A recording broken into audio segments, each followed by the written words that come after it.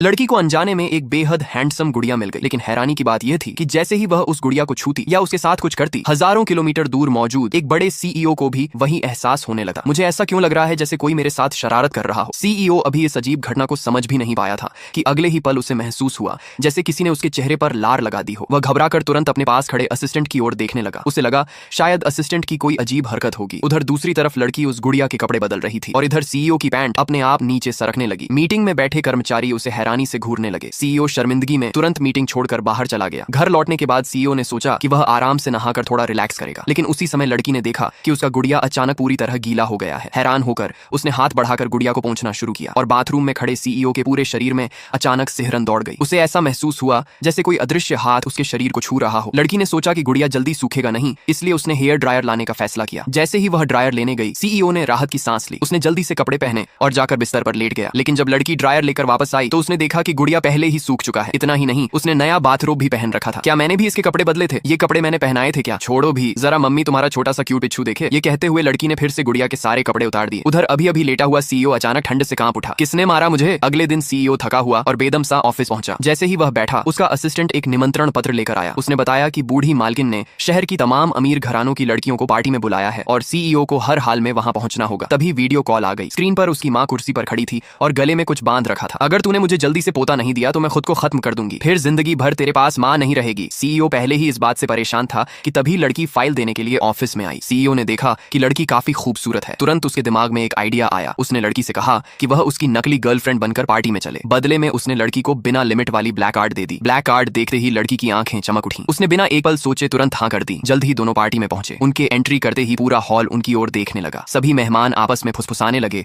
और लड़की की पहचान के बारे में अंदाजे लगाने लगे। आखिर बिजनेस दुनिया में सीईओ हमेशा से ठंडे स्वभाव और लड़कियों से दूर रहने वाले इंसान के रूप में मशहूर था। इतने सालों में उसके साथ कभी कोई महिला दिखाई नहीं दी थी। इसी वजह से वहां मौजूद सभी लोग उस लड़की की किस्मत से जलने लगे।